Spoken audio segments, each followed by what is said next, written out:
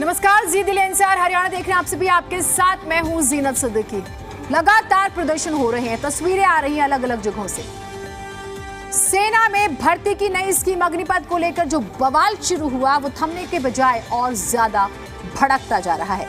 देश भर में आज भी इस अग्निपथ योजना के खिलाफ हिंसक प्रदर्शन हुए।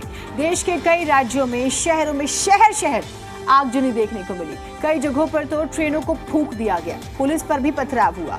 आज की बहस इसी पर होगी कि आखिर अग्निपथ योजना की मुखालफत के नाम पर हिंसक प्रदर्शन क्यों हो रहा है। क्या इस तरह से प्रदर्शन जायज है? मैं सभी बंधुओं से अपील करता हूं, निवेदन करता हूं कि आप, रेलवे आपकी संपत्ति है, रेलवे राष्ट्रीय संपत्ति है। आपकी सेवा के लिए, सभी आम जन साधारण की सेवा के लिए इसको डैमेज न करें, इसको नुकसान न पहुंचाए। रेलवे के कोचेस को जलाने की जो बात है, बिल्कुल इस तरह का, कृपया कोई भी इस तरह की काम न करें। ये एक संवेदनशील सरकार है, जो भी आपकी बात होगी उसको सुना जाएगा, लेकिन रेलवे की संपत्ति को किसी भी तरीके से नुकसान न पहुंचाए। सरकार के पास एक मुद्दा गया था कि कुछ बच्चों ने 2 साल पहले भर्ती के लिए ट्राई किया था, वो भर्तियाँ नहीं हुई तो सरकार ने एज बढ़ा दी। तो कोई विवाद तो कुछ नहीं है, लेकिन विवाद उन लोगों के दिमाग में है जो इसको राजनीतिक रूप से, दुनिया की किसी और फौज से भारतीय फौज को कंपेयर मत करें। भारतीय फौज स्वेच्छा के सैनिक लेती है और स्वेच्छा से वो देश के लिए, इससे मेजर एडवांटेज क्या है, एक युवाओं को एक अलग तरीके से जो हम ले रहे हैं, वो एक युवा प्रोफाइल रहेगी फौज में, जल्दी उसके अंदर लोग भगाते जाएंगे। पूरे देश का युवा इस बात को लेकर गुस्से में है और केंद्र सरकार को इस बात को समझना चाहिए कि आखिर वो सरकार है किसके लिए। इन युवाओं के लिए तो सरकार है, देश के लोगों के लिए तो सरकार है। देश के लोग अगर नहीं चाह रहे हैं किसी योजना को, तो ये ऐसा क्यों होता है कि नहीं बस हमारे तो मन में ये योजना आ गई, हम तो इसको इम्प्लीमेंट करेंगे। जब युवा खुल के कह रहे हैं साहब हमको इससे खतरा है, हमारे कैरियर को, हमारे भविष्य को इससे खतरा है। देश के बहुत सारे एक्सपर्ट कह रहे हैं कि सेना की सुरक्षा का जो हमारा एक कवच है उसको खतरा है इससे। तो फिर क्यों सरकार ऐसा खिलवाड़ कर रही है, युवाओं के भविष्य के साथ खिलवाड़ कर रही है? अब उन प्राइवेट कंपनियों की सुरक्षा के लिए सिक्योरिटी गार्ड चाहिए, तो सेना को मोदी जी ने सिक्योरिटी गार्ड ट्रेनिंग सेंटर बना दिया है अपने प्राइवेट कंपनियों, अपने मित्रों के लिए कि जाओ वहां 4 साल ट्रेनिंग लेके आओ, बाहर निकल के आओगे तो सिक्योरिटी गार्ड कर लेना, नहीं तो कटोरा लेके भीख मांगते रहना, नहीं तो आत्महत्या करने के लिए मजबूर हो जाना। भाई, मैं सरकार की जिम्मेदारी है, निवेश हो, उद्योग लगे, नौजवानों को, पढ़े लिखे बच्चों को नौकरी मिले, ये तो उनका वादा था, कर्तव्य दायित्व भी है उनका। लेकिन अब फौज की जो प्रक्रिया है उसमें खिलवाड़ करेंगे, ये 3-4 साल के लोगों को भर्ती करेंगे, उनको फिर बेरोजगार बना देंगे 4 साल के बाद, फिर वो लोग क्या करेंगे? और सेना का जो एक सिस्टम है वो 7 दशकों से बहुत मेहनत के सामने निर्माण किया है, उसकी जो क्रेडिबिलिटी है, उसकी जो गुणवत्ता है, उसकी जो एक इंटेग्रिटी है, उसको अगर हम छेड़छाड़ करेंगे तो मैं समझता हूँ वो एक अच्छा काम नहीं है। रोज़गार आप नहीं दे पा रहे तो स्वीकार करिए और कहीं से आप उपाय ढूंढिए, लेकिन फौज के साथ खिलवाड़ करके कम समय के लिए कुछ लोगों को आप 4 साल के लिए भर्ती करो, फिर उनको फ्री छोड़ दो, मुझे नहीं लगता कि ये कोई लाभदायक कदम है। जिस तरह का भ्रम ये फैलाया जा रहा है कि युवा नाराज हैं कि उम्र कम कर दी गई, ये पूरी तरह से गलत है। इसको 4 साल से देखने की जरूरत नहीं है, क्योंकि ये परिवर्तन के लिए है। तो आपने अलग अलग लोगों की प्रतिक्रियाएं सुनी, नेताओं की। कुछ सवाल आपके सामने रख देते हैं। विरोध के नाम पर हिंसक प्रदर्शन क्यों? पहला और बुनियादी सवाल है, आप सोचिए, 13 ट्रेनें जला देना, 35 से ज्यादा ट्रेनें रद्द हो गई हैं, मजाक है क्या कोई? बसें फूंक रहे हैं, गाड़ियां फूंक रहे हैं, तोड़फोड़ हो रही है। विरोध के नाम पर हिंसक प्रदर्शन क्यों? सवाल ये। प्रदर्शन के नाम पर राष्ट्रीय संपत्ति का नुकसान क्यों? सवाल ये भी कि अग्निपथ की आड़ में सियासी संग्राम क्यों? ये कुछ सवाल हैं जो हम लेकर आए हैं, जिस पर हम चर्चा करेंगे। विरोध के 1000 तरीके हैं। लोकतंत्र ने आपको अधिकार दिए हैं तो उसने आपको ड्यूटी भी दी है। क्या उसका ख्याल नहीं रखा जाना चाहिए था? और क्या इसमें सियासत भी हो रही है?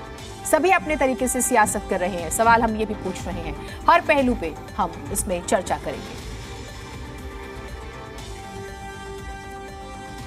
और मेहमान हमारे साथ जुड़े हुए हैं, आपका परिचय करा देते हैं। शालिनी जी हैं हमारे साथ, प्रवक्ता आम आदमी पार्टी से। मोहन लाल गिहारा जी, प्रवक्ता बीजेपी हमारे साथ हैं। एडवोकेट सुनील कुमार, प्रवक्ता कांग्रेस की तरफ से हैं।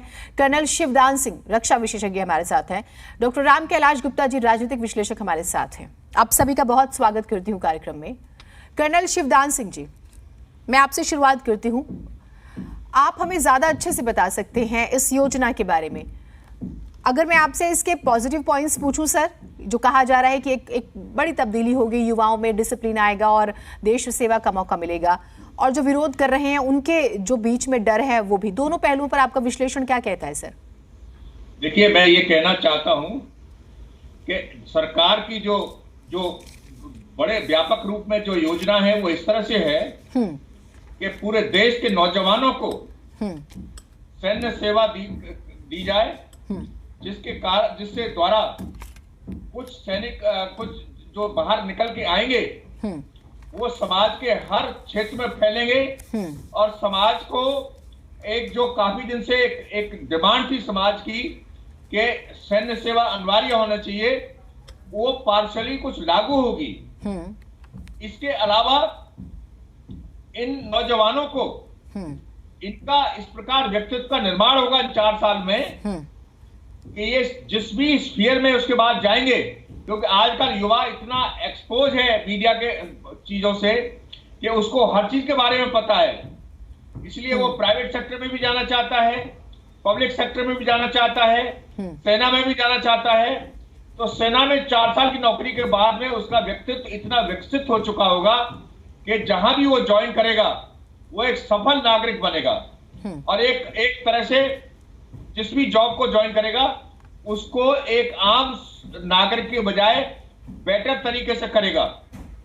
इसके अलावा इनमें से 25% को रिटेन किया जा रहा है, काफी परसेंटेज को केंद्रीय सुरक्षा बलों में स्थान दिया जा रहा है, स्टेट गवर्नमेंट्स में भेजा जा रहा है। एक उद्देश्य यह है कि इन सब जगहों में सेना के ट्रेन लोगों को भेज करके अनुशासन की भावना को उठाना। तो काफी दिन से ये आ रही थी खबरें कि सिविल के बहुत से डिपार्टमेंट्स में फौज के ट्रेन लोगों की जरूरत है जो वहां पर अनुशासन स्थापित कर सके। तो सरकार का बेसिक एम यही है कि इस वक्त इस तरह से देश की दोबारा से पुनर्निर्माण किया जाए। शिवदान जी, गलत पॉइंट में बताना चाहता हूं जो इसके ड्रॉबैक्स हैं, सरकार को इस वक्त क्लियर कर देना चाहिए कि केंद्रीय रक्षा बलों में कितने % ये सैनिक एब्जॉर्ब किए जाएंगे। ठीक है। इसके अलावा जो नॉर्मल भर्ती होती थी उसका क्या होगा। इस प्रकार से कुछ पॉइंट्स हैं जिनको क्लैरिफाई करने से ये जो नौजवान में जो मिसअंडरस्टैंडिंग गई हुई है ये दूर होगी और ये इसके एजुकेशन पे कंट्रोल हो सकेगा। ठीक है सर, आपने जो शुरू में बातें कही वो ठीक है, आपने कहा कि डिसिप्लिन और बाकी चीजें, लेकिन अगर हम इनकी संख्या का जिक्र करें अगर सर, सिर्फ 46,000 पहले साल में, तो हमारे देश की तो 27% आबादी बिल्कुल युवा है, जो 15 से 21, 22, 23 साल की आबादी है सर। ऐसा है, एक एज ग्रुप में जो उन्होंने सिलेक्ट किया है 17 से लेकर के अब एक पहली साल के लिए 23 तक कर दिया है। ठीक है। जब इस युवा वर्ग में पहुंचेगा, देखिए हर जो इस वक्त जो है हम पूरे देश में अनिवार्य सैनिक सेवा लागू नहीं कर पा रहे हैं क्योंकि हमारा देश बड़ा है। ठीक है। जैसा कि विश्व के 15 देशों में ऑलरेडी चल रहा है, इजराइल में ऑलरेडी अनिवार्य सैनिक सेवा है। मगर इस वर्ग में जो विलिंग नौजवान हैं, जो अपने व्यक्तित्व का निर्माण करना चाहते हैं और औरों से अलग बनना चाहते हैं, वो आगे आएंगे और इसमें अपना एंट्री पाएंगे। ठीक है, मैं एक सवाल और आपसे लेती हूं सर। मैं अमूमन जितने भी एक्सपर्ट्स जुड़ते हैं उनसे जरूर पूछती हूं। सरकार कह रही है कि युवाओं के लिए बहुत बेहतर है, ये एक पहलू है, हमारे देश के लिए कितना बेहतर है सर? हमारे देश के लिए जैसे देखिए आजकल आंतरिक सुरक्षा पर बहुत जोर है। ठीक है। क्योंकि आप अक्सर देखते हैं कि जितने भी धरने प्रदर्शन हो रहे हैं इनमें पाकिस्तान की ISI अपने एलिमेंट से हमारे देश में दंगे कराती है और तोड़फोड़ कराती है, ठीक है, पब्लिक और प्राइवेट प्रॉपर्टी का नाश कराती है और तरह के और बहुत से देश विरोधी कार्य करती है। इस वक्त आवश्यकता है कि अनुशासित और सेना के प्रशिक्षित नौजवान देश के हर हिस्से में जाएं और दुश्मन की इन हरकतों पर लगाम लगाने में कानून व्यवस्था की मदद करें। ठीक, ये कहा जाता है सर कि एक सैनिक बनने में 4 से 5 साल जरूर लगते हैं, तो ये 17.5 साल से मैं 18 ही बोल देती हूँ, 18 से 22 साल, क्योंकि पहले साल में उम्र के थोड़ा सा इजाफा दिया गया है, 23 साल। इस पीरियड में क्या ये वो जो देशभक्ति होती है, जो जज्बा होता है, जो कहा जाता है सेना में, वो इनमें आएगा, रहेगा? क्यों इश्यूज उठ रहे हैं इस पर, ये मैं आपसे एक बार समझना चाहती हूँ सर। देखिए, बिल्कुल रहेगा, ठीक है, क्योंकि हमारा उद्देश्य, सेना का उद्देश्य केवल बेसिक ट्रेनिंग में उसका व्यक्तित्व निर्माण होता है, उसके व्यक्तित्व को सेना के अनुसार ढाला जाता है, ठीक है, और एक बार जिस व्यक्ति का व्यक्तित्व सेना के अनुसार ढाला जाता है, सेना में जो एसेंशियल क्वालिटीज हैं वो है अनुशासन, देश प्रेम, सिंसियरिटी और विश्वसनीयता। ठीक है, तो ये क्वालिटी जब किसी नौजवान में आ जाती हैं तो वो औरों से अलग हो जाता है। जहां भी वो एम्प्लॉयमेंट करेगा वो वफादारी से करेगा और वो उसके एम्प्लॉयर भी उसको पसंद करेंगे और उसको भी जॉब सेटिस्फैक्शन रहेगी। ठीक है सर, मैं आपसे और बातचीत करूंगी इसके अलग अलग पहलुओं पर भी, बाकी मेहमानों से भी एक बार उनकी प्रतिक्रिया ले लेती हूँ। शालिनी जी, आम आदमी पार्टी क्यों विरोध कर रही है? क्यों? आज मनीष सिसोदिया जी का एक स्टेटमेंट मैंने सुना, वो कहते हैं कि भाई युवा राजी नहीं है तो आप क्यों लेकर आए हैं? देशवासियों की जब हम बात करते हैं, उन्हीं से तो देश है। क्या विरोध क्यों है आप लोगों का? अगर आप मूल कारण बताएं, क्या गलत है इस योजना में?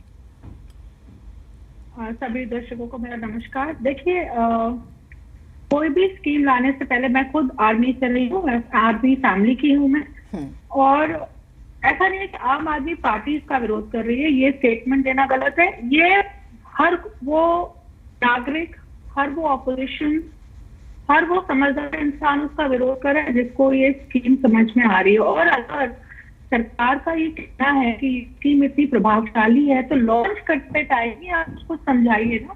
ऐसा क्यों होता है कि आप लॉन्च कर देते हैं, उसके बाद आपकी स्कीम बाहर आ जाती है और फिर इस तरह की प्रोटेक्ट होता है। इस तरह कहीं ना कहीं आप अपना मैसेज कन्वे करने में असफल हो रहे हैं। पहली बात, अभी मैं बहुत देर से सर को सुन रही थी, बहुत अच्छी बात उन्होंने बोली, लेकिन मेरे सवाल हैं। पहली बात तो इस देश में नेताओं का, एमएलए का, एमपी का कोई रिटायरमेंट एज नहीं है। तो एक नौजवान को रहे हो कि तुम 21 साल हो जाओगे और बहुत अच्छी चीजें बताई गई कि आपको एक जगह जॉब हो जाओगे, आपको कॉर्पोरेट वर्ल्ड में चले जाओगे, आप यहाँ चले जाओगे, इंडस्ट्री में चले जाओगे। बहुत सुनने में बहुत अच्छा लगता है, लेकिन क्या जो हमारे जवान कितने हैं जो कॉर्पोरेट में जाके काम कर रहे हैं? मैक्सिमम, मतलब मैं दावे के साथ ही बोलती हूँ, मैक्सिमम जो हवलदार, सूबेदार, इन सब रैंक से आप रिटायर हो रहे हैं, जो 20 साल 25 साल फौज में लगा के आ रहे हैं, वो एक सिक्योरिटी गार्ड की नौकरी कर रहे हैं। या तो वो एटीएम में लग जा रहे हैं या कहीं ना कहीं वो सिक्योरिटी सर्विसेज प्रोवाइड कर रहे हैं। अब मैं ये नहीं कहती कि सिक्योरिटी गार्ड, सिक्योरिटी सर्विसेज की नौकरी एक कोई निम्न स्तर की नौकरी है। हर काम, कोई काम छोटा बड़ा नहीं होता। लेकिन आप क्या बताना चाह रहे हैं कि तुम्हें क्या अच्छा नौकरी करने के बाद, अग्निवीर बनने के बाद तुम एक सिक्योरिटी गार्ड लग जाओगे? और अगर आप सरकार ये कह रहे हो कि नहीं तुम्हारा फ्यूचर बहुत ब्राइट है, तो आप उनको एक रोड मैप दीजिए। आप उनको एक रोड मैप दीजिए कि 4 साल के बाद तुम अगर 25% को हम परमानेंट कमीशन देंगे अगर वो फिट होते हैं, और 75% बाय डिफॉल्ट आप उनको बाहर कर देंगे। तो इस रेट में आप हर साल 21 साल के युवाओं को आप बाहर कर दोगे, और आप कह रहे हो आप उनको हर तरह की ट्रेनिंग देंगे, ये देंगे। वो मेरी समझ से परे है कि इतनी जल्दी आप कैसे इतना ट्रेन कर देंगे। क्योंकि मैं खुद फौज में रही हूँ, मेरी पूरी फैमिली फौज में है, तो जवानों के साथ हमने डील किया। आप इनको ऑफिसर नहीं बना रहे हो, और उसके बाद आप जो है कह रहे हो कि आप ये कहीं पे भी सेट हो जाएंगे। तो क्या सरकार इस बात की गारंटी देती है इनको कि आप चिंता मत करिए, 21 साल के बाद आप बाहर जाएंगे तो हम आपका करनी। देखिए कंट्री में सबसे ज्यादा प्रॉब्लम क्या है, अनएम्प्लॉयमेंट, बेरोजगारी। ठीक है। हमारा यूथ बेरोजगार है और आज जिस तरह का प्रोटेस्ट कर रहा है, हम किसी तरह की हिंसा और जिस तरह से पब्लिक प्रॉपर्टी को डैमेज किया जा रहा है, बिल्कुल गलत है ये। इसका मैं और हमारी पार्टी और मुझे लगता है कोई भी नागरिक सभी का समर्थन नहीं करेगा। ये बहुत गलत है। इस चीज को हम शांतिपूर्वक समझाया जा सकता है, लेकिन ये कहना कि अग्निवीर एक मास्टर स्ट्रोक है as per our prime minister, this is complete bogus scheme और ये सिर्फ लोगों को भटकाया जा रहा है। 4 साल में आप उनको एक सर्विसमैन का स्टेटस नहीं दोगे, आप उनको कोई ग्रेचुटी नहीं देना चाहते, आप उनको कोई बेनिफिट नहीं देना चाहते, आप उनका यूज एंड थ्रो कर रहे हो। आप सिर्फ ये दिखा रहे हो कि हमने इतना रोजगार जनरेट किया और उतनी ही स्पीड से आपने अपने लोगों को बेरोजगारी की तरफ ढकेल दिया, उसके बाद उनका कोई फ्यूचर नहीं है। आज सुसाइड भी किया है हरियाणा में एक बच्चे ने कल। अपनी जान देना इतना आसान नहीं होता। तो इस चीजों को बहुत जरूरी है कि इसको समझा जाए और इस पे बहुत गहरा बैठ के फिर से समीक्षा करने की जरूरत है। देश ऐसे ही नहीं चल रहा है। ठीक, मैं आपका पॉइंट समझ गई। ठीक है, जो इम्पोर्टेंट बात रही वो ये कि स्पेशली 6 महीने में आप कहते हैं कि आप हर तरह की ट्रेनिंग देंगे, वो पॉसिबल कैसे है? और आपके बातों से मैं एक पॉइंट और समझी हूँ, इस पर मैं और आपसे समझूंगी कि अमूमन हमारे रक्षा बजट का 80% जो है सैलरी और पेंशन पे खर्च होता है। तो क्या आपको लगता है कि ये सरकार इससे बचने की कोशिश कर रही है, जो एक एलिगेशन लगाया जा रहा है अपोजिशन की तरफ से या बाकी लोगों की तरफ से? इस पर मैं आपसे जरूर बात करूंगी। एडवोकेट सुनील कुमार जी कांग्रेस की तरफ से। सुनील जी, कांग्रेस पार्टी को क्यों लगता है, अभी सचिन पायलट जी को हमने सुना, कल दीपेंद्र हुड्डा को, आज दीपेंद्र हुड्डा प्रेस कॉन्फ्रेंस करते हैं, राहुल गांधी के ट्वीट्स हैं, प्रियंका गांधी के ट्वीट, तमाम कांग्रेस की लीडरशिप का मैं जिक्र करूंगी। सेना की गुणवत्ता से खिलवाड़ कैसे है ये सर, ये आप बताइए जरा। जीनत जी, मैं आपको ये बताना चाहूंगा कि जो 4 साल का जो पीरियड रखा गया है, आप ये समझे कि कोई भी जब पुलिस में या किसी भी फोर्स में जब कोई भी बच्चा भर्ती होता है, रंगरूट शुरू में आता है, तो उसको उस माहौल में ढलने में, उसका पूरा प्रोसीजर समझने में, उसकी पूरी, अगर सेना की बात हो तो सेना की कार्रवाई समझने में आराम से 3-4 साल लग जाते हैं। आप देखें ना, अगर एमबीबीएस कोई बच्चा करता है तो एमबीबीएस के बाद डायरेक्ट ये नहीं कि वो इलाज करने लगता है, पहले वो जूनियर रहेगा, फिर किसी का 4-5 साल करेगा, ऐसी वकील करता है। तो 4 साल में ही आप कह रहे हैं कि वो बहुत अच्छा सैनिक बन जाएगा, ये कहीं ना कहीं बेमानी है। दूसरी जीनत जी, मेरी एक बात हो रहा है कि ये जो जिस स्टेक होल्डर आज युवा है, जिसके लिए आपने अग्निपथ स्कीम बनाई है, तो आपने क्या कोई ऐसी स्टडी की थी, मुझे ये पता लगे कि कौन से रिसर्च डिपार्टमेंट था, कौन से युवाओं को इसमें भागीदार बनाया गया, और इस जो योजना थी अग्निपथ वाली, उसको कैसे क्रियान्वित करने के लिए उनको आपने उनसे हाँ भरी है, उनसे ओपिनियन लिए, अपने विचार लिए, आपने एक योजना बनाई, थोप दी। जैसे कृषि कानून था, जो स्टेक होल्डर थे, जो किसान थे, उनसे बात नहीं की, आपने थोप दी। जीएसटी लगाई, व्यापारियों से बात नहीं की, नोटबंदी की, अर्थशास्त्रियों से बात नहीं की, और हाल क्या हुआ सब देख रहे हैं, कृषि कानून वापस लेने पड़े। तो मेरा कहने का मतलब है कि केंद्र सरकार है, हिंदुस्तान है, वर्ल्ड की सबसे बड़ी डेमोक्रेसी है, कोई भी काम करने से पहले आप उस पर रिसर्च करो, कोई कमेटी बनाओ, कमेटी बनाई होती, कमेटी अपनी रिपोर्ट देती कि भाई हम ये करने जा रहे हैं, ये सही है गलत है। दूसरी बात यह कि कोई भी युवा है, जब कोई गवर्नमेंट जॉब में जाता है तो वो अपना भविष्य देखता है कि भाई आज एक कांस्टेबल भर्ती हो रहा, तो कल को हेड कांस्टेबल बनेगा, एएसआई बनेगा, सब इंस्पेक्टर बनेगा। यही सेना में हाल होता है कि जो बच्चा है आज, जो ग्रेजुएट है, वो अगर सैनिक भर्ती होता है तो चाहता है कि उसकी प्रमोशन हो। इसमें ना प्रमोशन का कोई प्रोविजन है, ना कोई रैंक का प्रोविजन है। और ये जो साहब बोल रहे थे डिसिप्लिन वाली बात है, ठीक है, ये मानते हैं कि सैनिक जो है ना बहुत डिसिप्लिन में रहते हैं, परंतु ऐसा नहीं है कि सिविलियन डिसिप्लिन पे नहीं रहते। अब पत्रकार हैं, डॉक्टर्स हैं, सब डिसिप्लिन में रहते हैं। अगर आपने सैनिक जो योजना है कि भाई शिक्षा सबको देनी चाहिए, स्कूल में लागू करो। और एनसीसी जो है वो कहीं ना कहीं हमें डिसिप्लिन की बात सिखाती है। एनसीसी ऑलरेडी पूरे हिंदुस्तान में है, तो ऐसा क्या हुआ? दूसरा ये है कि जो रोजगार देने वाली बात है, क्योंकि केंद्र सरकार ने, मोदी सरकार ने बोला था 8 साल पहले कि 2 करोड़ प्रतिवर्ष युवाओं को रोजगार मिलेगा, वो फेल हो गया। अब ये कह 10 लाख युवाओं को रोजगार प्रतिवर्ष मिलेगा। तो ये जो टेम्परेरी अरेंजमेंट है ना, प्रतिवर्ष की बात नहीं है, 1.5 साल में 10 लाख रोजगार देने हैं। जिन जिन डिपार्टमेंट्स में है बाकायदा मॉनिटरिंग हुई है, जहां वैकेंसीज है, उन्हें पूरा करना है। ये बताएं कि एक युवा सुसाइड कर रहा है, जैसे आपने बताया हरियाणा में कर लिया, बच्चे जो है हिंसा कर रहे हैं, हमारी पार्टी और हम हिंसा के बिल्कुल विरोधी हैं, पर आप देखो ना क्यों हिंसा पे उतारू है। वो उनको ये लग रहा है कि हमारा भविष्य जो है, जो बच्चे सेना में जाने की तैयारी कर रहे थे, जिनका सपने थे, और आप एक और देखें जीनत जी, जो सेना में जो जाते हैं ज्यादातर बच्चे जो लो रैंक पे जाते हैं, वो मोस्ट ऑफ द बच्चे जो होते हैं वो सारे रूरल बैकग्राउंड से होते हैं। उनके सपने होते हैं कि मैं जाऊंगा, देश की सेवा करूंगा और कहीं ना कहीं मेरा घर भी चलेगा। तो उनके सपनों को तो चकनाचूर किया जा रहा है ना ये। ठीक है गिहारा जी, ठीक है मोहनलाल गिहारा जी, क्या इसको लेकर बैठक हुई थी, बकायदा होमवर्क हुआ था, या जल्दबाजी हो गई, भरोसे में नहीं लिया गया युवाओं को? जीना जी देखिए, पहले तो आपको उसका जवाब देता हूं, फिर मेरे साथी ने कुछ जो बात कही मैं जरूर उस पर भी बात रखूंगा। हाँ, मैं इसीलिए आपके पास बाद में आई हूं ताकि क्योंकि सवालों की बौछार आप ही के लिए रहेगी, इस वजह से अब आपके पास खूब सारे सवाल हैं, फिर जो वरिष्ठ पत्रकार हैं मैं उनके पास भी जाऊंगी। सर आप जल्दी से बोल लीजिए। जीना जी देखिए, ये जो भर्ती निकाली गई है 4 सालों के लिए, आप 2 दिन से आप भी दिखा रही है और सभी टीवी चैनल दिखा रहे हैं कि ये हमारे इस पे बकायदा होमवर्क हुआ है, और होमवर्क छोटे स्तर पे नहीं हुआ है। इसमें नौसेना के प्रमुख, इसमें थल सेना के प्रमुख, इसमें वायु सेना के प्रमुख, तीनों सेना के प्रमुख बैठे हैं, पूरा होमवर्क किया है, और उसके बाद ये नौकरियां निकाली गई है। नंबर 1। दूसरी बात पे आता हूं, इस नौकरी को माननीय गृह मंत्री जी ने भी, माननीय रक्षा मंत्री जी ने भी कहा है, और मैं भी अपनी बात को मैं भी दोहराता हूं, ये एक शॉर्ट टर्म सर्विस का इसको नाम दिया गया। शॉर्ट टर्म सर्विस मतलब जो 4 सालों के लिए, 4 सालों की सर्विस देने के पीछे का जो मकसद रहा है सरकार का, उसके पीछे कुछ मुख्य बिंदु हैं। नंबर 1, 17.5 साल की आयु से 21 वर्ष की आयु तक, जो बढ़ के अब 23 वर्ष हो गई है, उन नौजवानों को जब सामान्य तौर पे हमारे देश के अंदर 21 वर्ष के बाद नौकरी दी जाती है, एक तरह से हमने ये सोच के उस पर काम किया कि जब बच्चा तैयार होता है नौकरी के लिए, उससे पहले उसकी एक ट्रेनिंग हो, उसमें अनुशासन की भावना आए, उसके अंदर देश प्रेम की भावना आए। क्योंकि मैं, आप और सभी परिवार के आज का जो युवा है, 90 नहीं 100 का 100% युवा जरूर चाहता है कि जीवन में एक बार मैं सेना की वर्दी पहनूं। उसका वो सपना पूरा करने के लिए सरकार ने एक अवसर दिया। एक तरह से कह सकते हैं 4 साल का कोर्स है ये, 4 साल का डिग्री है। इनकी यूनिफॉर्म भी सेना की होगी।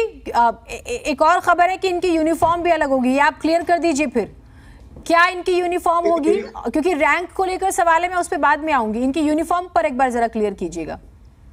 जितनी बात मैं समझता हूं जीनत जी, क्योंकि मैं सेना का अधिकारी नहीं हूं, बट जितनी बात मैं एक सामान्य नागरिक की तरह समझता हूं, इसमें सेना की यूनिफॉर्म होनी चाहिए। और अगर हो सकता है कि दूसरी भी यूनिफॉर्म हो, लेकिन वो सेना की यूनिफॉर्म मानी जाएगी। चाहे कोई भी यूनिफॉर्म किसी भी रंग की हो, किसी भी तरह की हो, बट वो सेना की यूनिफॉर्म, क्योंकि सेना की भर्ती है। मैं फिर दोहराता हूं, थल सेना, वायु सेना, नौसेना की भर्ती है ये कोई झुंझुना नहीं है।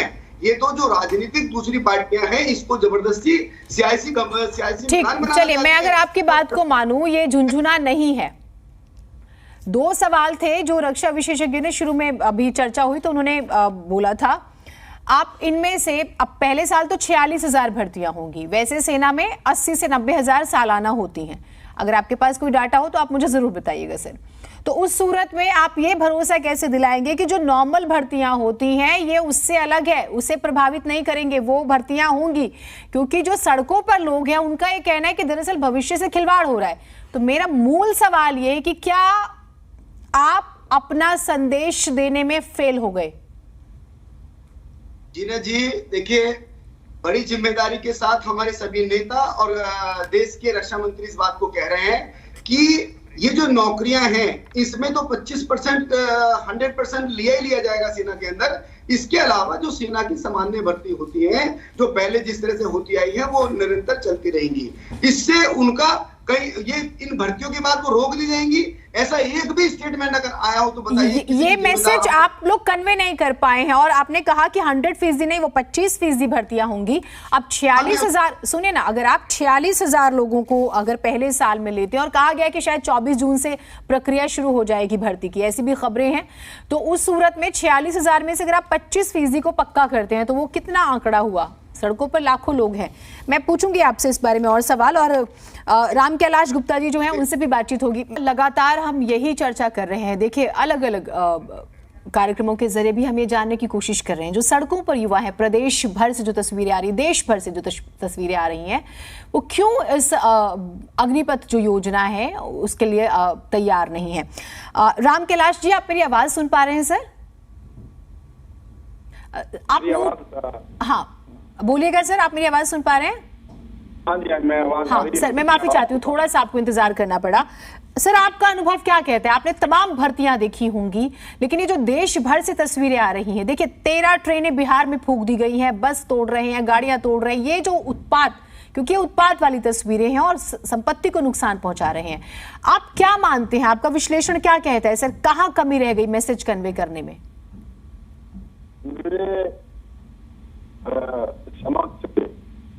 मैं सवाल करना चाहता हूं सभी राजनीतिक पार्टियों से। आज भारतीय जनता पार्टी का राज है, यहाँ अगर कोई भी सरकार होती, किसी भी पार्टी की सरकार होती, और यही जो आज भर्ती की अनाउंसमेंट की गई है, की जाती, तो इससे किसी भी दूसरी राजनीतिक पार्टी को या किसी भी व्यक्ति को क्या नुकसान हो सकता था? कोई भी व्यक्ति बताए। अगर आज की सरकार ने, विश्व की बहुत सारे ऐसे देश हैं जहां पर ये वहां के नागरिकों के लिए कंपल्सन है कि उनको 4 साल 2 साल या इतने साल तक फौज में भर्ती होना पड़ता है, देशभक्ति के लिए काम करना पड़ता है, और उन्हीं से उनके यहाँ देशभक्ति और देश में काम करने का जज्बा मिलता है। आज हम राजनीतिक पार्टी होकर राजनीतिक लाभ और उसकी विश्लेषण की बात करें, वो अलग बात है, लेकिन इससे मुझे नहीं लगता कि किसी भी राजनीतिक पार्टी को या किसी भी व्यक्ति को नुकसान हो सकता है। एक बात। दूसरी बात, जो ये 4 साल का अनाउंसमेंट किया गया है, इसके अंदर अभी जैसा कि अखबारों के माध्यम से या दूसरे जो मीडिया के माध्यम से चीजें आ रही हैं, इसका विश्लेषण होना, जैसा बताया जाता है कि भी बहुत कुछ बात की है। एक मुझे व्यक्तिगत तौर पर ये लगता है कि काम जरूर हुआ है कि इसकी जो घोषणा की गई है वो बहुत जल्दबाजी में हुई है। हम पब्लिक को, लोगों को, बच्चों को समझा नहीं पाए हैं पूरी तरीके से अपनी बात को। अपना अवेयरनेस किया जाता है, बच्चों के अंदर इसकी अवेयरनेस चलाई जाती है, बताया जाता है, तो शायद इसकी एक्सेप्टेबिलिटी और ज्यादा होगी। और ये जो आज चीजें आ रही है युवा वर्ग की ओर से, शायद ये चीज ना आती। ये तो रही जानकारी की बात, लेकिन इससे नुकसान किसी का भी हो, भर्ती हो रही है, ठीक है, वो आगे के लिए लंबे समय के लिए होनी चाहिए, 4 साल के लिए हो रही है। आज युवा जो व्यक्ति फौज में जाना चाहते हैं, उनके लिए ट्रेनिंग का पार्ट है, उसके बाद में वो कार्य कर पाएंगे नहीं कर पाएंगे, ये अभी विश्लेषण होना इसमें बाकी है, डिटेल इसकी अभी होनी बाकी है। तो बहुत सारी चीजें ऐसी डिटेलिंग होने के लिए, लेकिन मुझे नहीं लगता कि किसी भी प्रकार से कहीं इस घोषणा से किसी को भी कोई नुकसान है। केवल मात्र इस बात को लेकर के कि इसकी लोगों के अंदर पहले से ज्यादा अवेयरनेस नहीं है, और इसी वजह से शायद युवा वर्ग या हमारे व्यक्ति इसको थोड़ा नहीं समझ पाए हैं पूरी तरीके से, और उनको सरकार को चाहिए कि वो सबको कॉन्फिडेंस में लेकर समझाए, बताए और अपनी बात को पब्लिक तक पहुंचाए। ठीक है, शालिनी जी, हाँ बोलिए आप। मैं सभी गेस्ट को सुन रही थी, मेरे कुछ एक पॉइंट है, जैसे अभी सर कह रहे थे कि हम आप सुन सकते हैं मुझे? हाँ, आपको सुन रहे हैं, आप बोलिए प्लीज। हाँ जी, जैसे कि अभी हम कह रहे थे कि जो पॉलिटिकल पार्टीज हैं, जो ऑपोजिशन है, वो भटका रहे हैं, तो मैं इस चीज से बिल्कुल सहमत नहीं हूँ। बिकॉज इतनी बड़ी तादाद में जम्मू से लेके कन्याकुमारी तक अगर इतने सारे यूथ सड़कों पे आ गए हैं और इतना एग्रेसिव प्रोटेस्ट कर रहे हैं, तो ऐसा नहीं है कि उनको भड़काया जा रहा है या बहकाया जा रहा है।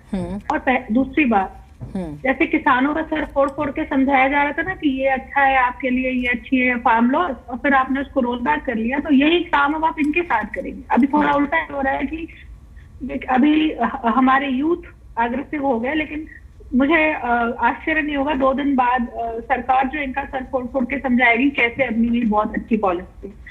और अभी हमारे जो बता रहे थे कि 100% भर्ती होगी, तो ये गलत स्टेटमेंट दे रहे हैं। क्या आप ये कह रहे हैं कि 17 साल से 21 साल के साथ ही उसको आप 100% आप ले लोगे, तो ये गलत है कहना। उसमें आप जो भर्ती के योग्य पाओगे उनको लोगे, उसके बाद उसमें से भी 25% को आगे दोगे। आपने अगर इतना उनका बेनिफिट समझा, आपने इतना हमारे यूथ की जिंदगी के बारे में सोचा, तो आप 4 साल की जगह आप 5 साल कर देते। 5 साल लॉ एक रूल है भाई, 5 साल में आपको ग्रेच्युटी देनी पड़ेगी, और ग्रेच्युटी देंगे तो आपको उसको सर्विसमैन का स्टेटस देना पड़ेगा। इन चीजों से बचने के लिए महज कुछ रुपए बचाने के लिए आपने सिर्फ 4 साल की एक स्कीम रखी है। और ये चाहे आप उसको चाहें तो आप जनता को ना बताएं, यूथ को ना बताएं, लेकिन ये सब बहुत माइनर चीजें तो आप जिससे आप अपना बात नहीं कर पा। अगर आपको ठीक है एक तरीके से आपको पेंशन स्कीम में डालना, तो आप एक एनपीएस स्कीम में डाल दीजिए, जिसमें आप उनसे लीजिए और आप उनको ठीक है। इस तरह से छोटी छोटी चीजों को इन्होंने ढक के और उसको हाइड करके एक ऐसी स्कीम कोई खुद ही एक्सप्लेन नहीं कर पाया। मैं जनरल इंडियन पार्टी के सांसद है, मंत्री है, खुद इस चीज को समझा नहीं पाए इनके खुद के इस चीज को। लेकिन बस एक और जो ये एक कैलकुलेशन में देख रही थी, व्हाट्सएप पे घूम रहे हैं कि आपको पहले साल इतने लाख मिलेंगे, दूसरे साल तो आपको 4 साल के बाद 23 लाख मिलेंगे। अरे भाई, तो जो बंदा भर्ती हो रहा है क्या कुछ नहीं होंगे? मतलब आपको 1000 नहीं वो महीने दे रहे हो, उसके बारे में हमने अपने कई कार्यक्रमों में जानकारी दी है कि फर्स्ट पहले साल में क्या स्लैब है, सेकंड का क्या है, थर्ड का, फोर्थ का, वो चारों स्लैब्स का, और लास्ट में आपको 11,70,71,000 रुपए मिलेंगे। उसमें आपका अपना कंट्रीब्यूशन भी होगा और सरकार का 50-50। उनके स्पेसिफिक काउंट करिए उनके, और ये सारे ऐसे लोग आएंगे जो अर्बन जगह से नहीं आएंगे। इनके घर ये खुद गरीब होते हैं, ये पेरेंट्स डिपेंड होते हैं कि हमारा बच्चा कुछ करेगा, हमारे आगे के सपोर्ट करेगा। कुछ कुछ लोग देश के जज्बे के लिए आ रहे हैं, हाँ, देश सेवा करने के लिए आ रहे हैं, और बिल्कुल सही बात है। कुछ ऐसा जॉब अपॉर्चुनिटी आ रहे हैं कि हम एक गवर्नमेंट एक सिक्योर जॉब में जाएंगे, तो एक गवर्नमेंट जॉब हम देश की सेवा भी करेंगे, और हमारा एक फाइनेंशियल सिक्योरिटी। हम सेवानिधि पैकेज के बारे में ग्राफिक्स भी दिखा रहे हैं। ठीक है शालिनी जी, आपकी बात आ गई। That's what I'm saying. So they have to be very clear what they want to roll out. लेकिन you can't roll out anything in this country and create this kind of ठीक है। एक बार आपका ऑडियो भी थोड़ा सा हम एक बार देखेंगे फिर से, थोड़ी सी आपकी आवाज में क्लियरिटी नहीं है, एक बार उसे चेक कीजिएगा प्लीज। टीम हमारी जो है वो चेक करिए। गिहारा जी, आप जल्दी से काउंटर कीजिए इसका, फिर मैं बाकी आप कुछ कहना चाह रहे हैं क्योंकि जीनत जी देखिए, पहले तो मैं फिर अपनी बात को दोहरा रहा हूँ। 25% इसमें से तुरंत सेना में रखा जाएगा, और बाकी जो सेना की भर्तियां हैं उसको जो सामान्य रूप से होती है वो उसी तरह चलती रहेंगी। उसके अलावा देश के प्रधानमंत्री जी ने अभी 2 दिन पहले घोषणा करी 15 लाख नौकरियां और 1.5 वर्ष के अंदर अंदर हम देने जा रहे हैं। और दूसरा 10 लाख सर, 10 लाख दूसरी बात, जो अभी आम आदमी पार्टी की प्रवक्ता हमारी बहन जो हमें ज्ञान दे रही थी, जरा उनसे पूछ के देखिए एक बार कि जब केजरीवाल जी सत्ता में आने से पहले उन्होंने कहा था मैं 2 साल के अंदर अंदर 10 लाख नौकरी दूंगा। जिन्हें जी 436 नौकरी दी गई है 7 साल में आम आदमी पार्टी के माध्यम से। नौकरी देना तो बहुत दूर, उसके बाद वो सिविल डिफेंस के अंदर जिन्होंने भर्ती करी वो बेचारे आज तनख्वाह के लिए रोते हैं। उनको मात्र 14-15 हजार रुपए इन्होंने दिए हुए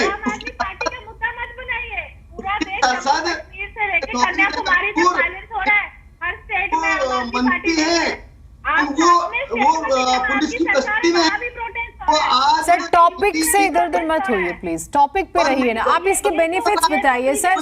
सुनिए ना गिहारा जी, ऐसे वक्त खराब होता है, बहुत वक्त। प्लीज शालिनी जी, गिहारा जी, इसके बेनिफिट्स आप बताइए। प्रोटेस्ट सड़कों पर आप देख रहे हैं, अलग अलग जगहों से तस्वीरें आ रही हैं, तो आपको उनको भरोसे में लेना है ना। तो तो बेटर है कि आप ऐसे वक्त खराब करें। सर इसके बेनिफिट्स बताइए दर्शकों को। देखिए मैं इसके फायदे बताता हूँ। एक वो युवा जो 17 साल 18 साल की उम्र में जो सपना देखता है, उसको 4 साल की नौकरी देकर सरकार ने एक मौका देगी, उसको देश प्रेम के लिए मौका देगी, उसको आज जब वो वहां से निकलेगा, अनुशासित होकर आएगा, अपना एक सपना पूरा करके आएगा, उसको बकायदा जो लगभग 12 लाख रुपए देने का काम है। उसके अलावा वित्त मंत्री ने घोषणा करी है कि हम उनको विशेष पैकेज के माध्यम से लोन भी देंगे। अभी अभी हमारे 2 मुख्यमंत्री योगी जी ने और धामी जी ने घोषणा करी है कि हम उनको अपनी नौकरियों में, लगभग सभी नौकरियों में उनको प्राथमिकता देंगे, चाहे पुलिस की नौकरी हो, चाहे बैंक की नौकरी, चाहे अन्य नौकरियां हो। इसी तरह आप देखिएगा अगले कुछ दिनों के अंदर देश में जहां जहां भारतीय जनता पार्टी की सरकार है, जो अन्य सरकार भी है जो युवा के बारे में सोचती है, जो देश के युवा के बारे में चिंता करती है, वो भी इससे कनेक्टेड करेंगी। सुनिए अभी एक सवाल सुनिएगा सर। सरकारें, स्टेट की गवर्नमेंट्स क्या कह रही है, ये तो एक पहलू है। अगर कोई इस दौरान शहीद हो गया, वो क्या कहलाएगा? शहीद कहलाएगा। आप ये बार-बार शहीद का दर्जा आप ये सेना की भर्ती नहीं है, ये भाई सेना की भर्ती है। वायुसेना प्रमुख, नौसेना प्रमुख, थल सेना इस बात को कह रहा है कि हमारी सेना की भर्ती, तो फिर प्रश्न चिन्ह किस बात का है? मुझे लगता है कि आप सीरियसली स्टडी करके बैठे हैं सर। इन्हें शहीद कहा जाएगा, इन्हें शहीद कहा जाएगा। मैं भारतीय जनता पार्टी का दिल्ली का प्रवक्ता होने के नाते बड़ी जिम्मेदारी से बात कह रहा हूं। सर, शहीद का दर्जा किस सूरत में मिलता है, आप एक बार प्लीज एक बार गूगल कर लीजिएगा सर, एक बार प्लीज पढ़ लीजिएगा।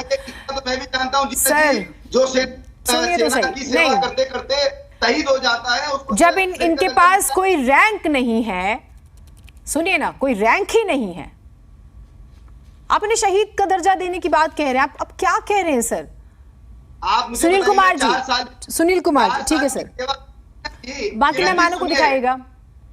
सुनिए, 4 साल की सेवा करते करते यदि कोई भी सैनिक शहीद हो जाता है तो उसको शहीद का दर्जा नहीं मिलेगा क्या?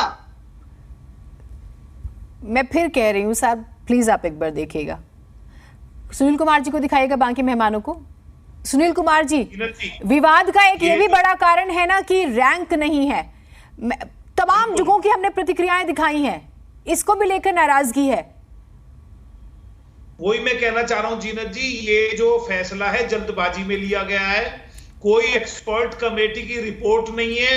और अगर भाजपा के प्रवक्ता ये कह रहे कि हमारे जो नौसेना अध्यक्ष है उन्होंने बात करी, थल सेना अध्यक्ष ने झूठ मार रहे, इनको ये नहीं पता, ये कह रहे शहीद का दर्जा मिल जाएगा, जबकि इनको शहीद का दर्जा नहीं मिलेगा। एक मेरा प्रश्न और है जीनत जी इसमें, कि अगर युद्ध हो जाता है, मान लिया आज हमने युवक, ये वाले युवक हमने सेना में भर्ती किए हैं और कल युद्ध हो जाता है, तो क्या युद्ध में ये लड़ेंगे जाके वहां पर? और अगर लड़ते हैं तो इनको क्या जो दूसरे सैनिकों को जो फंड मिलते हैं वो मिलेंगे? क्या शहीद का दर्जा मिलेगा? क्या ये इतने ट्रेंड होंगे कि युद्ध में लड़ सकेंगे? क्योंकि मैं आपको एक चीज बता दूं कि रशिया में टैंक चलाने के लिए कम से कम 5 साल की जो है ना उसमें ट्रेनिंग होती है। 6 महीने में कोई सैनिक नहीं बनता। और कल को अगर युद्ध हुआ तो कहीं ना कहीं युवाओं को झोंका जाएगा और हमें मुक्की खानी पड़ सकती है। और ये जो इसका जो इस योजना का जो नाम है वही गलत। अग्निपथ कैसे हो सकता है? अग्निपथ के द्वारा जो है ये इन नौजवानों की उसको अग्नि परीक्षा ले रही है ये सरकार। ये अग्निपथ क्यों है ये? इसका मतलब लेकिन आरोप ये भी लग रहे हैं कि दरअसल विपक्ष भी जो है पथ पे चला रहे हो। ठीक है सर, अभी डिसिप्लिन होगा इनके अंदर। नहीं, अब कुछ तो नाम दिया जाएगा ना, तो जब पूरा विश्लेषण हुआ होगा उन्होंने अपने हिसाब से नाम सोचा होगा। ठीक है, उस पर हम नहीं टिप्पणी करते। ठीक है, एक सेकंड प्रवक्ता से कौन सी कमेटी की रिपोर्ट थी जिसने रिकमेंड किया है? गिहारा जी, क्या जवाब है आपका इसके पास? आप कौन सी कमेटी की रिपोर्ट की बात कर रहे हैं? मैं फिर अपनी बात को दोहरा रहा हूं। अग्निपथ किस कमेटी ने रिकमेंड किया था? ये योजना किस कमेटी बनाई थी? उसके मेंबर कौन सी डेट ये बता। कभी अगर आपने कांग्रेस ने कभी नौकरी दी हो तो आपको समझ आए। सेना की भर्ती मत करो, अपनी बात करो। आपने 2 करोड़ प्रतिवर्ष करना होगा साहब। बहुत खराब होता है इस तरह से आप लोग लड़ते हैं, तो एक एक करके बोलिए प्लीज। ये जो स्कीम लाते हैं उस पे बात नहीं करेंगे। आप देखिए कांग्रेस ने क्या किया, आम आदमी पार्टी ने क्या किया, बोल रहे नहीं प्लीज, मैं रिक्वेस्ट करती हूँ। देखिए, सुनिए मेरी बात, सुनिएगा प्लीज प्लीज। ठीक है, सुनील जी प्लीज, सुनील जी, शालिनी जी, गिहारा जी, बाकी मेहमान भी होते हैं पैनल में, आप लोगों को दर्शक भी देख रहे होते हैं, एक एक करके प्लीज, ऐसे वक्त खराब होता है। और मेरे प्रश्न का सवाल दे दें, जवाब दे दें। ठीक है सुनील जी प्लीज। गिहारा जी हाँ जीना जी, देखिए मैं कांग्रेस से भाई से जरा ये पूछना चाहता हूँ कि किसी भी सेना की जब 4 साल की नौकरी की बात हो रही है तो क्या वो बिना किसी प्रक्रिया के संभव है क्या? दूसरा, इन पे भी आरोप लगाता हूं, इन्होंने आज तक किसी को नौकरी नहीं दी। इनको जरा पूछ के देखिए, उन 2 राज्यों में इन्होंने पिछले 5 वर्षों के अंदर कितनी बताओ जीना जी, कोई इधर-उधर की बातें करेंगे। ग्यारह जी सुनिए ना, अभी वो तो आप सुनिए, अभी तो सेंटर में आप है ना सर, वो बाहर हैं, कुछ नहीं किया। मैं आपकी बात को आगे बढ़ा देती हूँ, तो बाहर है सत्ता से, अभी तो आप हैं। सड़कों पर प्रोटेस्ट हो रहा है, अगर प्रदर्शन हो रहा है, नुकसान हो रहा है, तो कौन जवाब देगा सर? नुकसान हो रहा है ना, तो सवाल तो आपसे। हाँ, तो मैं आपको जो है, अब जिस कमेटी का और मंथन का जिक्र हो रहा है, देखिए जब सेना की बात होती है ना सर, नाम, निशान, नमक, इन 3 चीजों की ही शालिनी जी इसको समझती होंगी। और आप जाएंगे अगर गांव में, देहात में, और अगर आप लोगों से मिलेंगे जो सेना में जाते हैं, सारी लड़ाई सर अपना रेजिमेंट और एक फक्र की बात होती है। वो यही कह रहे हैं कि हमारे पास इन तीनों में से कुछ नहीं है। तो मैं कह रही हूं, अगर आप कहते हैं कि नहीं सब कुछ है, तो आप वो तर्क तो दीजिए जो आपको सुन रहे होंगे वो आपकी बात को माने कि नहीं विपक्ष राजनीति कर रहा है, विपक्ष में गुमराह कर रहा है, नहीं ये सरकार का फैसला अच्छा है। आप इसको यूटिलाइज कीजिए ना, आप इधर उधर की बातें मत कीजिए। क्या जी, मैं देखिए, मैं फिर अपनी बात को दोहराता हूँ। ये जो नौकरी है, ये शॉर्ट टर्म नौकरी है। इसके अलावा जो भी रेजिमेंट की नौकरियां होती हैं, उससे इनका कोई मतलब नहीं है। वो बाकायदा जिस तरह से सामान्य प्रक्रिया से निकलती आई है, वो निकलेंगी। उनमें जो हमारे देश के जो युवा जाते हैं और देश का नाम रोशन करते हैं, वो प्रक्रिया लगातार रहेगी। ये तो फिर इनकी जरूरत क्यों आन पड़ी? भाई आप देखिए, ये सिर्फ भारत के अंदर नहीं हो रहा जीनत जी, ये आज दुनिया के बड़े बड़े जो विकासशील देश है उनका आजमाया हुआ फॉर्मूला है। बड़े विकासशील नहीं, विकसित आप बोलना चाह रहे होंगे, विकासशील निकल गया आपकी जुबान से, विकसित देशों का आप जिक्र कर रहे हैं। पर सर सुनिए ना, चाइना का बजट आप देखिए, डिफेंस का, अमेरिका का, आप कहीं तो मैं फिगर भी दे देती हूं, और हमारा, उनकी आबादी, ठीक है। उसके बाद हम बार बार कुछ लोग इजराइल का जिक्र कर देते हैं, कोई कंपैरिजन नहीं है सर, कोई कंपैरिजन ही नहीं है। इन्हें जी आप भी जानती हैं, जिस तरह से पिछले 70 वर्षों में कांग्रेस ने देश को खोखला किया है, और आम आदमी पार्टी जैसी पार्टियां, अब इनके जो मंत्री सरकार में है, तो बड़ी मजबूरी, बड़ी मैं ये सोच रही हूँ कि आम आदमी पार्टी, कांग्रेस, आप अपने अग्निपथ, अग्निवीर स्कीम जो आपने लॉन्च की है, आप उसके बारे में बात करिए। आप क्यों नहीं समझा पा रहे हैं देश के युवाओं को? सतेंद्र जैन के बारे में बात नहीं कर रहे, अब नहीं, मैं फिर इसे ठीक है, मैं इजी वर्ड्स में पूछती हूँ। अच्छा ठीक है, मेरे पास आपके लिए भी सवाल है शालिनी जी, सुनिए। ग्यारह जी देखिए, सुनिए ग्यारह जी सुनिएगा सर, ग्यारह जी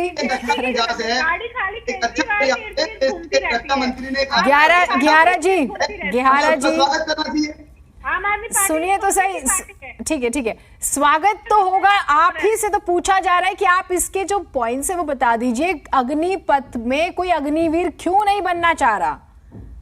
आपको आप इसका जवाब तैयार है। ये जो युवाओं को आगे रखकर उनकी आड़ में ये जो सियासी पार्टियां जो खेल रही हैं, आप देखिएगा कुछ दिन के बाद ये भी सामने आएगा कि कौन चुनेगा। ठीक है, आप मेरे सवाल का जवाब नहीं दे रहे हैं, मेरे पास बहुत वक्त नहीं है। शालिनी जी ठीक है सर, आप जो है इस पर जवाब नहीं दे रहे हैं। शालिनी जी इसका दूसरा पहलू देखते हैं। 17 साल, मैं 18 कह देती हूँ, 17.5 की बार बात होती है। 18 से अगर 22 साल, क्योंकि 23 साल थोड़ा सा रिलैक्सेशन दिया गया एज का पहले साल के लिए। ये भी बात तो ठीक है ना कि आप ग्रेजुएट होते हैं किसी स्पेसिफिक कोर्स में, अगर आप डिग्री लेते हैं तो 3-4 साल आपके लगते हैं, और 21 साल की एज तक आप बहुत ज़्यादा क्लियर नहीं होते हैं। मैं ये नहीं कहती कि सब, लेकिन कुछ लोग क्लियर नहीं होते, और वो एक करियर को लेके थोड़ा सा कंफ्यूजन की स्थिति रहती है। उस सूरत में आप फाइनेंशियली साउंड हो जाएंगे, आपका अपनी एक इनकम होगी, और जब आप बाहर आते हैं तो आपके पास एक अमाउंट होगी, और हम एक स्टार्टअप वाले दौर में हैं, हम एक नए एरा में हैं। तो हम इसे एडवांस तरीके से क्यों नहीं इसका वेलकम कर रहे हैं? ऑपोजिशन क्यों नहीं कर रहा है वेलकम? ये भी तो एक पार्ट है ना। बिल्कुल, देखिए बहुत अच्छा सवाल किया है आपने। मैं आपसे एक चीज जरूर रिक्वेस्ट करूंगी, सारे चैनल से रिक्वेस्ट करूंगी कि एक आंकड़ा इसका भी निकालिए कि जो फौज से जवान रिटायर हो रहे हैं तो कौन कौन सी जगह पे एम्प्लॉयड हो रहे हैं आफ्टर रिटायरमेंट। 45 साल की उम्र में रिटायर हो जाते हैं, पहले 35 में हो जाते थे। तो जरूर एक इस आंकड़ों को भी सामने लोगों के सामने रखिए कि उनका एम्प्लॉयमेंट स्टेटस क्या है, because to retire at 45 years of age is also very young. ठीक है, तो वो आज की डेट में रिटायर होने के बाद कहाँ काम कर रहे हैं, पहली बात ये। दूसरी बात, बिल्कुल मैं स्वागत करती हूँ अगर कोई आप अच्छी चीज ला रहे हो देश को डेवलपमेंट के लिए, लोगों के डेवलपमेंट के लिए। यूथ को एक सही ट्रैक पे डालना सबकी जिम्मेदारी है। इसमें कोई सियासी रंग देने की जरूरत नहीं है कि केंद्र ने कोई स्कीम लाई है और ऑपोजिशन सिर्फ उसको नीचा दिखाने के लिए पीछे पड़ी है। ये कहना गलत है और इस तरह की स्टेटमेंट देना भी गलत है। अगर आप कोई अच्छी चीज लाए हो, आप उसको सही से प्रेजेंट करो कि उसको यूथ को समझाओ और क्या यूथ उस चीज को समझ के आगे जाना चाहता है। अगर आपकी स्कीम अच्छी है तो ऑपोजिशन भाड़ में जाए, लेकिन आपका तो यूथ ही नहीं समझ रहा आप जिसके लिए लाए हो। उसके बाद आप क्यों उनको 4 साल पे आउट कर रहे हो? उनको आप एक सर्विसमैन का स्टेटस नहीं दे रहे हो। आप कह रहे हो कि आप फौज में अग्निवीर, आपने नाम तो बहुत अच्छा तड़कता भड़कता रख दिया, अग्निवीर, अग्नि फलाना ढिमकाना, लेकिन क्या आप उनका 21 साल में उसके अंदर बहुत अग्नि होती है, आप उसको चांस दीजिए। क्यों 75% को आप मैंडेटरी आउट करेंगे? आप 100% जितने लोग भर्ती हैं आप सबको ऑप्शन दीजिए, उसमें जो मेडिकली फिट नहीं है आप उनको आउट करिए। शॉर्ट सर्विस कमीशन जो ऑफिसर्स की होती है, पहले आप 5 साल की थी, फिर आपने उसको 10 साल किया, फिर उसके बाद लेडी ऑफिस, हमारे जैसे लेडी ऑफिस हम कोर्ट गए कि हमको परमानेंट कमीशन दीजिए, तो कहीं ना कहीं फिर आपने उसको परमानेंट कमीशन किया, तो कहीं ना कहीं आपकी शॉर्ट सर्विस स्कीम सफल नहीं हो रही। और जब सफल नहीं हो रही तभी आप इस तरह आप परमानेंट कमीशन दे रहे हो। और यहाँ पे बात ऑफिस की नहीं हो रही, यहाँ बात जवानों की हो रही है, पिछड़े क्षेत्रों से आए उन लोगों की हो रही है जो गरीबी में है, बहुत ज्यादा डेवलप नहीं है, तो वो एक उम्मीद के साथ किसी चीज को, किसी संस्था को ज्वाइन करते हैं। 4 साल में तो वो आधे टाइम तो यही डरते रहेंगे क्या मैं इस 25% का हिस्सा रहूंगा कि नहीं, कहीं मैं निकाल तो नहीं दिया जाऊंगा, निकाल दिया जाऊंगा तो मैं क्या करूंगा, किस तरीके से वो अपनी टीम स्पिरिट जगाएगा लोगों के साथ, किससे वो काम करेगा। ठीक है, ऐसी बहुत सारी चीजें हैं जो कि समझने की जरूरत है, जो असफल है। और सबसे बड़ी बात मैं कहना चाहती हूँ, ये कह रहे हैं कि 4 साल में एक यूथ जो 21 साल पे आउट हो जाएगा, वो जो है वो यूथ जो है क्या बोलते हैं, इनका कहना है कि कमिटेड रहेगा रेस्ट ऑफ द लाइफ। मैं ये पूछना चाहती हूँ कितने मंत्री इनके कमिटेड रहते हैं for the rest of the life, पूरी जिंदगी काम करके लास्ट में पार्टी इधर से उधर हॉप करते। अभी पॉलिटिकल नहीं जाना प्लीज। अभी आप ऑब्जेक्ट कर रही थी ना, अभी आप ऑब्जेक्ट कर रही थी। आप एक बात मानिए, इसके पैरेलली एक डिबेट चल रही है। ये कहा जा रहा है, सुनिए ना शालिनी जी प्लीज, टॉपिक डिरेल हो जाएगा। नहीं, उसमें कहा जा रहा है कि भाई पेंशन को बचाने के लिए किया गया, तो ये कहा जा रहा है कि एमपी एमएलए की पेंशन भी खत्म कर दीजिए। हाँ, ग्रेचुटी ना देनी पड़े, पेंशन ना देनी पड़े, all bogus kind of scheme. इसको ये रिवाइज करके दोबारा लॉन्च करें, कहाँ गलती हुई है उसको खुले दिल से एक्सेप्ट करें और इसको री-लॉन्च करें। इसमें कोई खराबी नहीं है। आप जनता की अगर कुछ ला रहे हो, जनता नहीं समझ पाती। चलिए ठीक है। अभी आप लोगों के ऑडियो में भी थोड़ी सी प्रॉब्लम हो रही है, प्लीज देखिएगा। क्या वो जो 14-15 हजार रुपए की तनख्वाह दे रहे हैं, क्या वो लोग पक्के हैं? और केजरीवाल जी आगे मंचों पे कहते साहब हमने नौकरियां दे दी। अरे चलो वो ये नहीं पता। प्लीज एक एक करके, आप लोगों की आवाज साफ नहीं जा पा रही, मैं रिक्वेस्ट कर रही हूँ बार बार, एक एक करके बोलिए। ठीक है, प्लीज म्यूट कीजिएगा एक बार सर। ठीक है, मैं पॉलिटिकल पे जाना ही नहीं चाहती सर। आप लोगों को वक्त की नहीं थोड़ी सी भी कद्र समझ में आ रही है। मैं बार बार बात कर रही हूँ, वक्त नहीं है बहुत ज्यादा। कैलाश जी, एक तो ये बार बार बजट का जिक्र हो रहा है कि भाई बचने की कोशिश है पेंशन और बाकी चीजों से।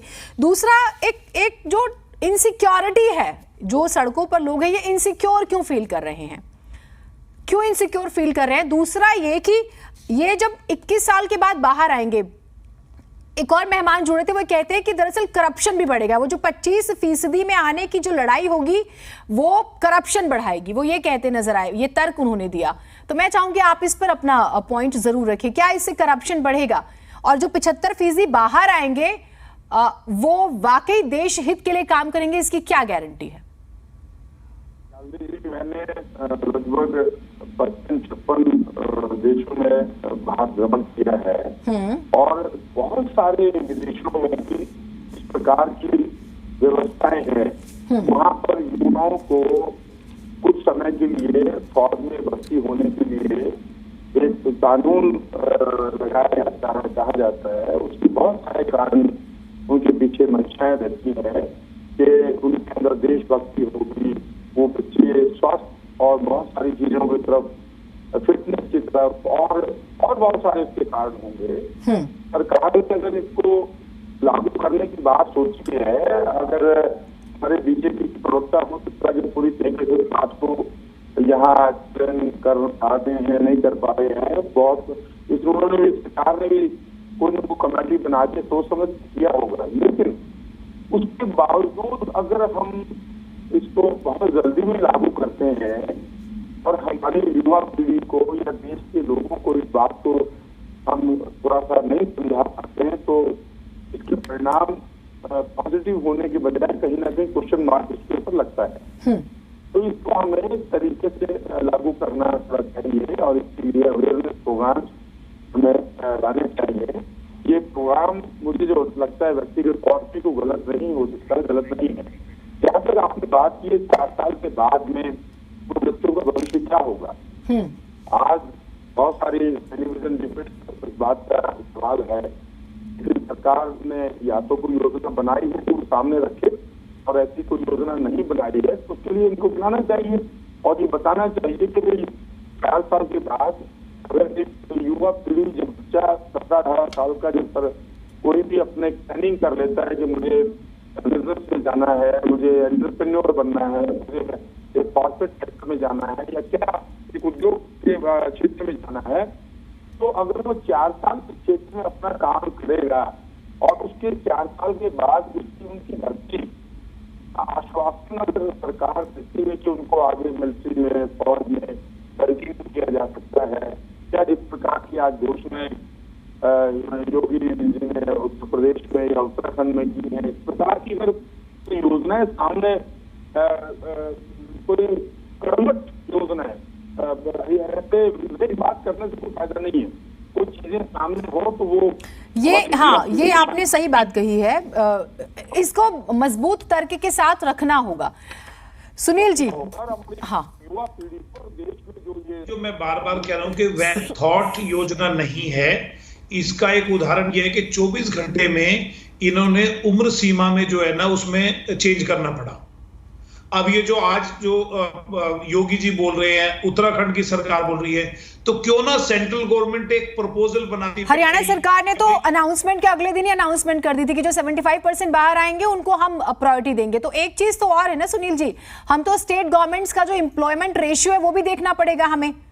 पहली चीज कि वो कितने प्रतिशत नौकरी देती आई हैं और देती हैं, उनका क्या रोड मैप है। दूसरा एक और चीज, ये जो 75% बाहर आएंगे, मैं कुछ लोगों को सुन रही थी, वो ये कह रहे थे कि हमसे ये सवाल भी हो सकता है, एक तो हम वापस आके शून्य से शुरू करेंगे, वो ये कहते हैं। दूसरा वो ये कहते हैं कि हमें ये पूछा जाएगा, साइकोलॉजिकली हमारे साथ टॉर्चर होगा कि भाई अगर आप इतने ही काबिल थे तो सेना में ही एडजस्ट हो जाते, आपको क्यों रिजेक्ट किया गया। वो एक हो सकता है गलत हो, तो इसको लेकर भी स्ट्रांगली मुझे लगता है कि मैसेज कन्वे करने की जरूरत है। नहीं जीनत जी, ये बिल्कुल, ये जो एप्रीहेंशन है युवाओं का, ये बिल्कुल सही एप्रीहेंशन है कि भाई 100 लोग थे, 100 में से 25 को किया, आपको क्यों नहीं किया, आपको एब्जॉर्प्शन क्यों नहीं मिली, इसका मतलब आप इनकम्पिटेंट थे। दूसरी बात ये है कि देखो, जो एक युवा में जो जोश होता है, आज जो युवा काम कर रहा है, अगर अपने लेवल पे कोई कलर की भर्ती के लिए कर रहा है, कोई ऑफिसर के लिए कर रहा है, कोई सब इंस्पेक्टर के लिए कर रहा है, तो वो अपनी क्वालिफिकेशन के हिसाब से कंटिन्यूस भर्ती प्रयास करता है। इससे क्या होगा कि जो युवा एक बार चला गया तो उसको, क्योंकि उसमें सेना में एंगेज होगा, उसके ट्रेनिंग होगी, उससे काम कराया जाएगा, तो वो कहीं ना कहीं अपनी पढ़ाई नहीं कर पाएगा। अपने जो एवेन्यूज, अच्छा यहाँ पर जो 75% जो बच्चे आएंगे उनको सिक्योरिटी गार्ड के अलावा कोई नहीं रखेगा। कोई सिक्योरिटी अफसर नहीं उनको लगाएगा, क्योंकि सिक्योरिटी अफसर के चलिए गिहारा जी, बहुत मेरे पास अब समय नहीं है सर, मेरे पास ना समय नहीं है सर, जल्दी से अपनी बात पूरी कर दीजिए। आप ये अश्योर करते हैं कि इसके लिए कोई ऐसी विंडो है जिस पर ये यंगस्टर्स अपनी जाके बात रखें जो प्रदर्शन कर रहे हैं, दूसरा प्रदर्शन ना हो, और एज और जो टाइम पीरियड है इसमें कुछ फ्लेक्सिबिलिटी की संभावनाएं हैं? देखिए जीनत जी, मैं आपके चैनल के माध्यम से कहना चाहता हूं कि जितने भी हमारे युवा हैं, यदि उनको लगता है कोई इसमें कुछ संशोधन की आवश्यकता है तो वो आए, सरकार उनका स्वागत करती है, उनसे उनकी बात सुनी जाएगी और उनकी बात जहां आवश्यक होगी मानी गई। ठीक है सर, मेरे पास वक्त इतना ही था, बहुत शुक्रिया। मैं माफी चाहती हूँ, आप लोगों की बात पूरी नहीं हो पाई क्योंकि विषय ऐसे, आप इस पर जितनी बात करें इतने किंतु परंतु हैं इसमें कि आप लंबी बातें करते रह जाएंगे। लेकिन हाँ, फ्लेक्सिबल होने की जरूरत का जिक्र बार बार हो रहा है। संभव है सरकार ने होमवर्क किया है और आगे इस पर और वो क्या कर सकती है वो जरूर तय कर रहे होंगे, लेकिन हमारी अपील है कि आप देश की जो संपत्ति है उसको नुकसान ना पहुंचाइए। तिनका तिनका आप सोचिए कि जोड़कर ये देश बना हुआ है और सबका संघर्ष है इसमें, तो ये तो थोड़ा सा ख्याल रखना होगा।